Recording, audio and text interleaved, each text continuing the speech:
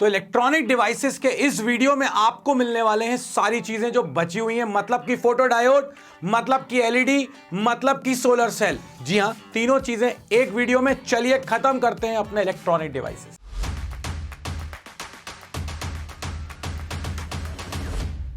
सबसे पहले अपन लोग बात करने वाले हैं फोटो डायोड की।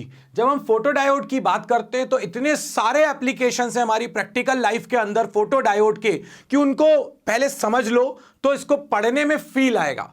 अगर फोटो डायोड का एक बहुत अच्छा एग्जांपल लूं तो तुम लोगों ने कई जगहों पर देखे होंगे रोबोट्स। तो जो लाइन फॉलोअर रोबोट होता है ना, उसके नीचे छोटा सा ब्लैक कलर का एक सिलिंड्रिकल कुछ लगा रहता है, वो एक्चुअली में सेंसर बोलते हैं। वो फोटो डायोड है जो सेंसर की तरह एक्ट कर रहा है। तो यहां पर ये तो एक ही एग्जांपल लिया है बाबा जी ने, ऐसे हजारों एग्जांपल्स है फोटो डायोड के जो बहुत ही शानदार हैं। चलिए अब पढ़ते हैं अपन फोटो डायोड। फोटो डायोड के अंदर बेसिकली होता क्या है? तो फोटो डायोड एक पीएन जंक्शन डायोड है जिसे हम यूज करते हैं रिवर्स बायस में। कि रिवर्स बायस में ही क्यों यूज करते हैं, यह भी अपने आप में एक क्वेश्चन है। इस क्वेश्चन का आंसर इसी वीडियो में मिलने वाला है, इसीलिए ध्यान से सुनो। हमारे पास पीएन जंक्शन डायोड को जब हम रिवर्स बायस में करते हैं तो एक बहुत छोटा सा पिद्दू सा करंट फ्लो हो रहा होता है। किसके कारण? माइनॉरिटी चार्ज कैरियर्स के कारण। और यह करंट कहलाता है लीकेज करंट, या फिर यह करंट कहलाता है रिवर्स सैचुरेशन करंट। जब आपने इसको रिवर्स बायस किया तो यहां पर एक करंट फ्लो हो रहा था और यह माइक्रो एम्पियर में होता है, बहुत कम होता है। जब हम यहां पर एक लाइट इंसिडेंट करते हैं, ऑब्वियसली यहां पर एक फोटो सेंसिटिव मटेरियल की कोटिंग होगी या ये फोटो सेंसिटिव मटेरियल का बना हुआ होगा। क्यों? क्योंकि हमको फोटॉन से इसके अंदर कुछ चीजों को जनरेट करना है। तो यार अगर वो फोटोन को एब्जॉर्ब ही नहीं करेगा तो फिर यहां पर फिनोमेना कैसे होंगी? तो यहां जो लाइट इंसिडेंट हो रही है, अगर वो लाइट, अगर हम लोग देखें सेमीकंडक्टर में, तो नीचे हमारे पास होता है वैलेंस बैंड, यहां पर हमारे पास होता है कंडक्शन बैंड, और ये होता है हमारा एनर्जी गैप। इस एक्सिस पर अपन लेते थे एनर्जी। वो जो स्टार्टिंग में हमने एनर्जी बैंड डायग्राम बनाया ना, वो एनर्जी बैंड डायग्राम ही अपने आप में बहुत इंपॉर्टेंट है, क्योंकि वहीं से सारी चीजें निकल के आ रही हैं। होता यह है, ये जो लाइट यहां पर इंसिडेंट हो रही है, ये इसको इतनी एनर्जी दे दे अगर कि इलेक्ट्रॉन जो है वो वैलेंस बैंड से कहां पर पहुंच जाए, कंडक्शन बैंड में पहुंच जाए, तो यहां पर इलेक्ट्रॉन होल पेयर जनरेट होगा। और हम ऐसा ही करते हैं फोटो डायोड के अंदर।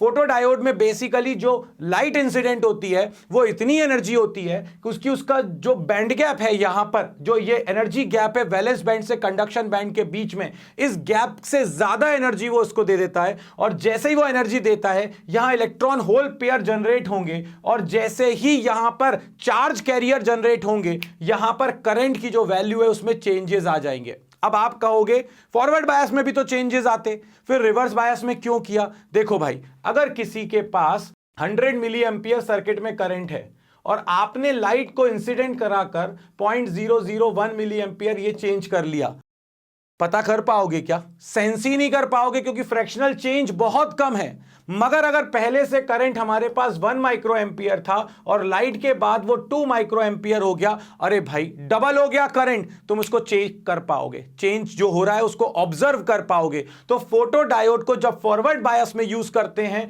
तो ये फ्रैक्शनल चेंज होता है, ये बहुत कम होता है, हम इसको ऑब्जर्व नहीं कर पाएंगे, क्योंकि फॉरवर्ड बायस में करंट मिली एम्पियर में होता है, मगर रिवर्स बायस में करंट माइक्रो एम्पियर में होता है, जिसकी वजह से जैसे ही लाइट इंसिडेंट होती है, करंट के चेंज को हम लोग ऑब्जर्व कर लेते हैं, और इसके वजह से ही सारी फिनोमेनाज होती हैं। इसीलिए फोटो डायोड को हम लोग यूज करते हैं रिवर्स बायस में। अगर आपको इसको सिंबल दिखाना है तो कुछ नहीं करना है, ये पीएन जंक्शन डायोड है, क्योंकि इसमें लाइट इंसिडेंट होती है तब इसके अंदर करंट चेंज होता है, इसीलिए यहां पर अपन एरो इनवर्ट्स दिखाते हैं। इसके साथ में यहां पर हमारे पास, अगर आपने इंटेंसिटी बढ़ा दी, देखो एनर्जी फिक्स रखो, फ्रीक्वेंसी फिक्स रखो, मगर अगर आपने इंटेंसिटी बढ़ा दी तो ज्यादा फोटॉन्स आएंगे, ज्यादा फोटॉन्स आएंगे तो ज्यादा इलेक्ट्रॉन होल पेयर जनरेट होगा, ज्यादा इलेक्ट्रॉन होल पेयर जनरेट होगा तो ज्यादा चेंज आएगा करंट के अंदर। इसीलिए इंटेंसिटी अगर आपने बढ़ा दी लाइट की तो यहां पर जो करंट फ्लो हो रहा है रिवर्स बायस में वो भी बढ़ता चला जाएगा। So intensity is directly proportional to reverse current in case of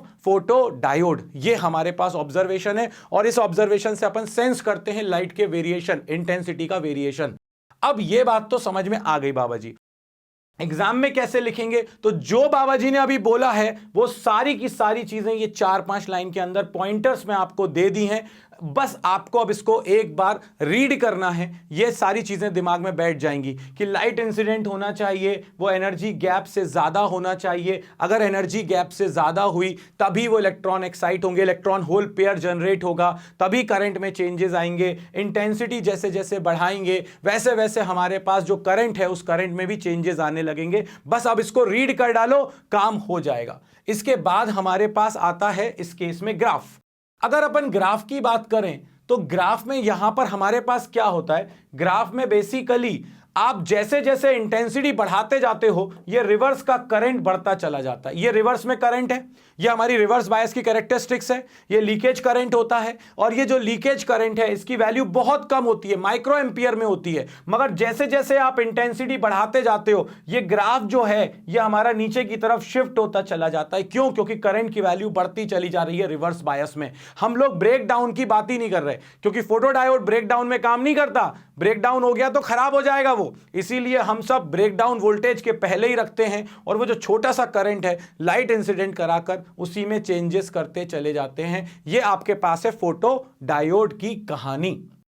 अब जो अपने पास क्वेश्चन आता है वो क्वेश्चन ये आता है कि why photodiode operated in reverse bias. उसका आंसर मैंने आपको दे दिया है कि फ्रैक्शनल चेंज फॉरवर्ड बायस में बहुत कम होता है, उसको हम ऑब्जर्व नहीं कर पाएंगे। रिवर्स बायस में जो फ्रैक्शनल चेंज होता है उसको इजीली ऑब्जर्व किया जा सकता है क्योंकि रिवर्स बायस में बहुत कम करंट फ्लो हो रहा था, इसीलिए photodiode is always used in reverse bias. Next अब अपने पास आता है सोलर सेल। जब अपन सोलर सेल की बात करते हैं ना यार, एक्चुअली में ना देखा जाए तो पेट्रोल के दाम यहां से बढ़ रहे हैं, डीजल यहां से बढ़ा जा रहा है, कैरोसिन के रेट बढ़ रहे हैं, अपने पास गैस के सिलेंडर के रेट बढ़ रहे हैं। मतलब हर जगह पर अगर अपन देखें तो अपन लोग जो फ्यूल यूज कर रहे थे उन सब के रेट बढ़ते जा रहे हैं। क्यों? क्योंकि कंजम्पशन बढ़ रहा है मगर प्रोडक्शन उतना ज्यादा है नहीं। मगर एक सोर्स ऐसा है जिसकी तरफ हम देखते ही नहीं और देख रहे हैं तो अभी आप पूरी तरह से उसको यूटिलाइज नहीं कर पा रहे हैं, वो है हमारे सूर्य देवता। अगर इनसे जो एनर्जी हमारे पास आ रही है, अगर हमने इस एनर्जी का सही तरह से यूज किया तो कभी एनर्जी की क्राइसिस होगी ही नहीं। जस्ट इमेजिन करो कि आप जो अब बाइक चला रहे हो या आप जो स्कूटर चला रहे हो जो बैटरी से चल रही है, अगर उसके लिए आपको इलेक्ट्रिसिटी की जरूरत ही ना पड़े, गाड़ी चलते चलते डायरेक्ट सनलाइट से चार्ज हो जाए, कितना अच्छा हो। ना किसी चीज की टेंशन, ना चार्जिंग स्टेशन पे जाना है, ना पेट्रोल की कोई टेंशन है, गाड़ी चल भी रही है, अपने आप एनर्जी भी ले रही है सन से।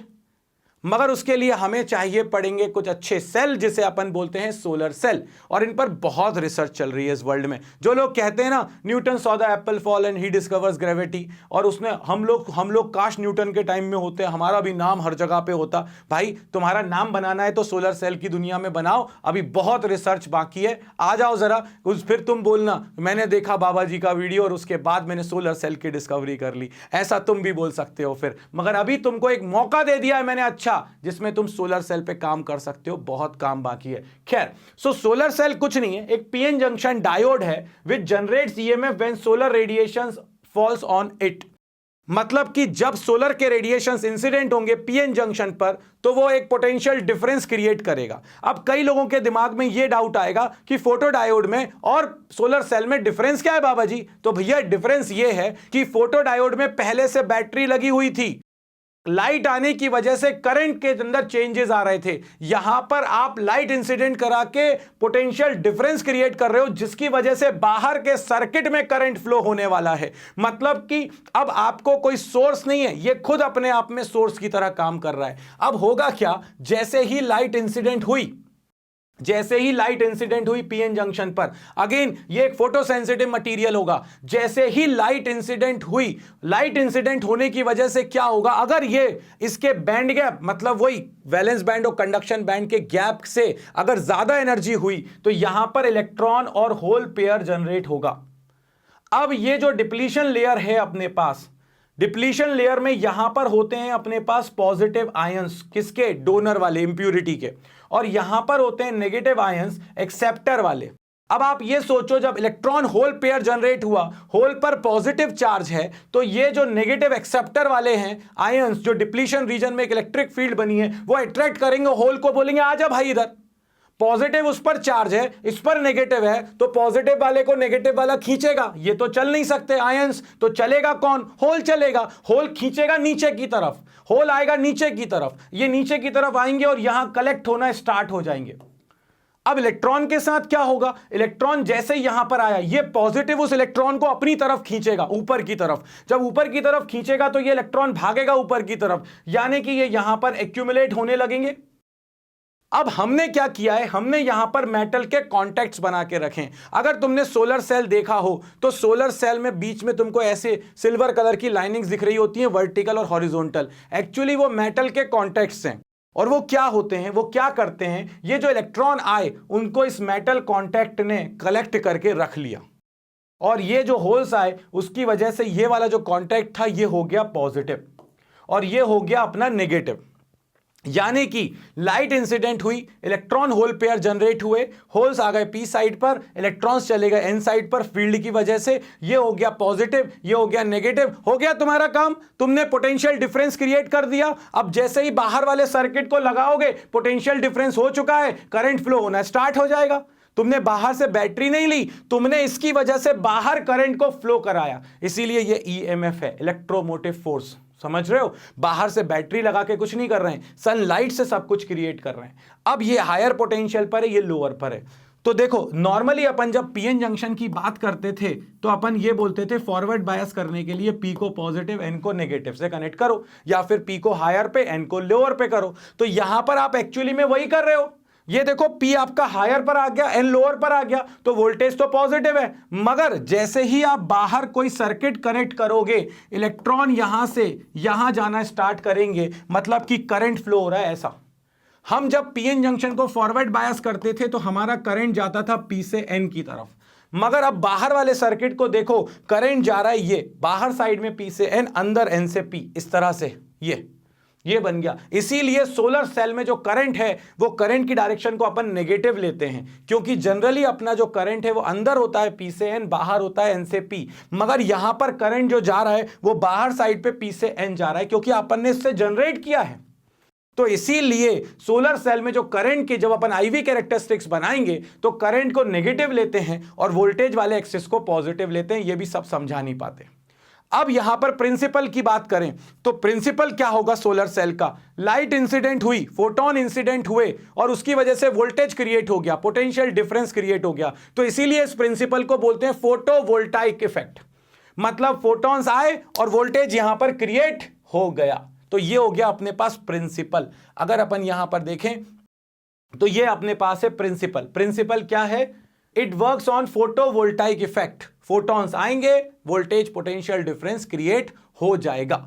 इसके बाद अगर हम सोलर सेल में देखें तो सबसे पहले तो देवदास जी ने हम पे लाइट गिराई, उस लाइट को हमने क्या किया? एब्जॉर्ब करके इलेक्ट्रॉन होल पेयर जनरेट करे। तो सबसे पहली फिनोमिना होती है generation, electron hole pair generate होंगे। उसके बाद की फिनोमिना होती है सेपरेशन, मतलब कि होल्स और इलेक्ट्रॉन सेपरेट हो गए। और उसके बाद थर्ड फिनोमिना होती है कलेक्शन, मतलब वो कलेक्ट होंगे ऊपर मेटल कॉन्टैक्ट्स में। तो ये अपने पास जब भी अपन सोलर सेल की बात करेंगे तो ये तीन चीजें होती हैं, generation, separation and finally collection. सबसे पहले जनरेट होंगे, उसके बाद फिर सेपरेट होंगे, उसके बाद फिर कलेक्ट होंगे। एक बार नोट्स पढ़ डालो, दिमाग में हमेशा के लिए सोलर सेल छप जाएगा।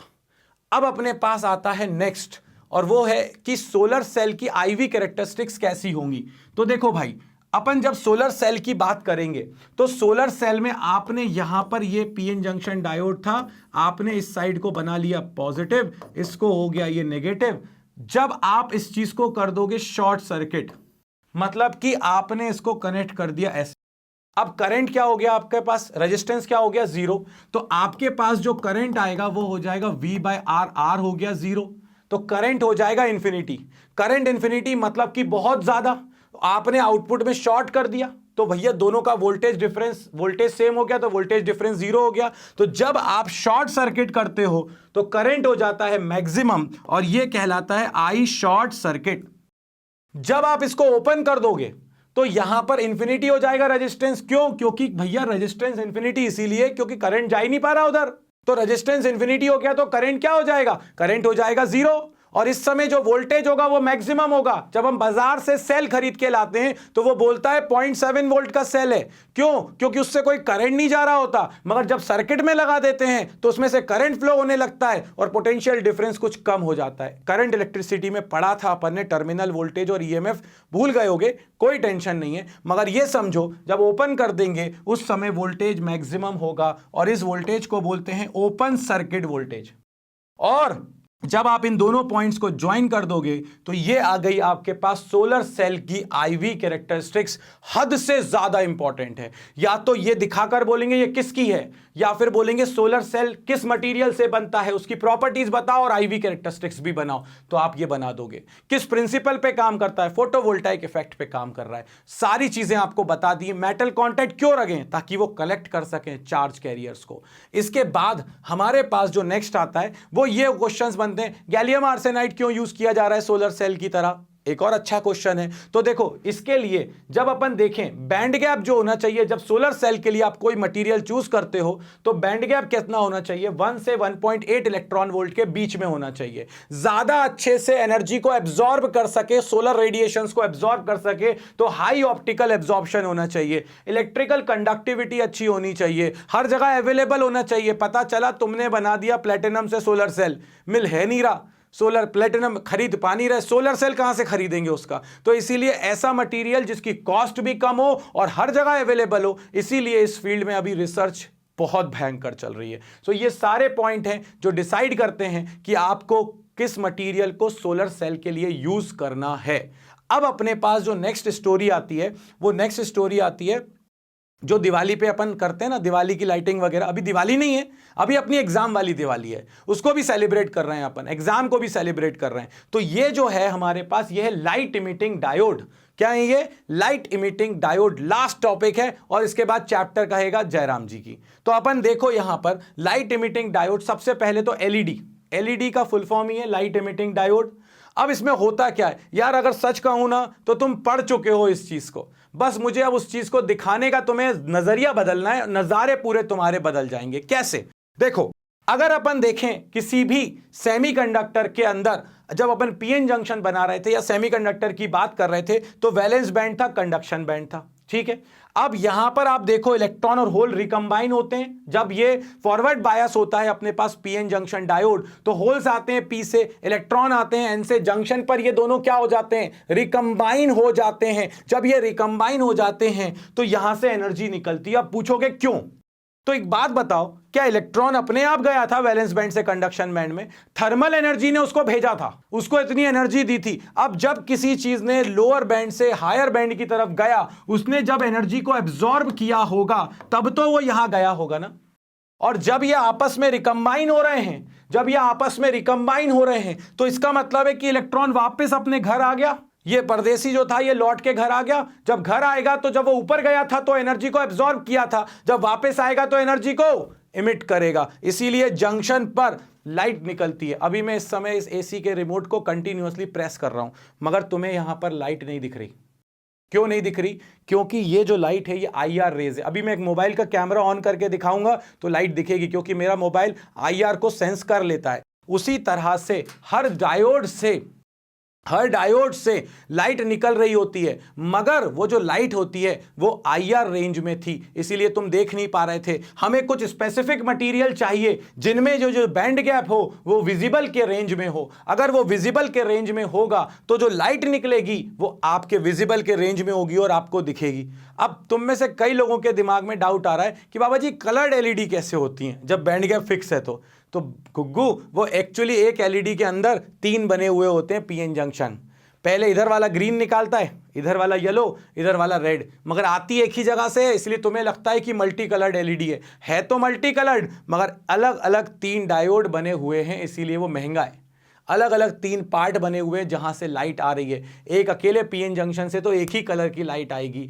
अगर आप चाहो वाइट तो उसके लिए फिर 7 का मिक्सचर आपको चाहिए कुछ ना कुछ, या जुगाड़ कुछ ना कुछ चाहिए। वो अलग अलग डिजाइनिंग पार्ट हैं, अपन उस पर नहीं जा रहे हैं। बट यस, एलईडी के अंदर कुछ नहीं होता। Forward bias PN junction diode है। जैसे ही इलेक्ट्रॉन और होल जंक्शन पर आकर रिकंबाइन होते हैं तो वो एनर्जी को एमिट करते हैं। इसका सिंबल कुछ नहीं है। पीएन जंक्शन डायोड में एरो को बाहर की तरफ लगा दो, काम हो जाएगा और ये एनर्जी हर जगह हर डायोड में निकलती है, बस कुछ में IR में निकलती है और जिसमें वो विजिबल रेंज में निकलती है उसको हम LED बना देते हैं। अगर आपसे कोई कहे कि इसकी IV कैरेक्टरिस्टिक्स बनाकर दिखाओ तो इसकी IV कैरेक्टरिस्टिक्स भी बहुत आसान है, आपको कुछ नहीं करना उसके लिए। नॉर्मल जो अपना डायोड होता है उसकी फॉरवर्ड बायस की जो कैरेक्टरिस्टिक्स होती हैं वही होंगी, बस अंतर इतना होगा कि हो सकता है उसका पोटेंशियल बैरियर अलग हो, मटेरियल अलग हो, तो बस इससे ज्यादा और कुछ नहीं। यहां पर वोल्टेज, यहां पर करंट, यहां पर वोल्टेज, फॉरवर्ड बायस की जो डायोड की कैरेक्टरिस्टिक्स अपन ने बनाई थी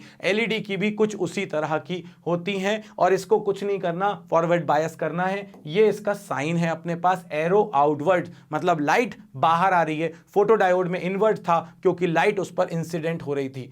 अब नेक्स्ट अपने पास आएगा कि LED के एडवांटेज क्या है, और यह भी हो सकता है कि वो बोलें कि LED क्यों यूज कर रहे हैं। उसका बहुत बढ़िया सा रीजन है कि LED जो है वो इसके लिए कोई, हमको सबसे पहली चीज तो बहुत कम पावर कंज्यूम होती है, मतलब कोई हीटिंग टाइम नहीं है, वार्म अप टाइम नहीं है कि बल्ब है पहले धीरे धीरे गर्म होगा फिलामेंट फिर पूरी इंटेंसिटी के साथ लाइट देगा, ऐसा कुछ नहीं है। आपने ऑन किया, उसने लाइट देना आपको स्टार्ट कर दिया, कोई वार्म अप नहीं है, पहले मैं भागूंगा थोड़ा सा उसके बाद रेस में जाऊंगा दौड़ने, ऐसा नहीं है। यहां तो आपने बटन दबाया और उसने इंटेंसिटी देना आपको स्टार्ट कर दी, पहली चीज। दूसरी चीज, यहां बहुत कम पावर यूज होती है, इसीलिए अब अपन लोग हर तरह से LED की तरफ शिफ्ट हो गए। मेरे रूम में भी इस समय यहां पर स्टूडियो में LEDs लगी हुई हैं, बहुत सारी ट्यूबलाइट्स भी अपन बोल रहे हैं मार्केट में परचेस करने जा रहे हैं, वो भी LED की बनी हुई है।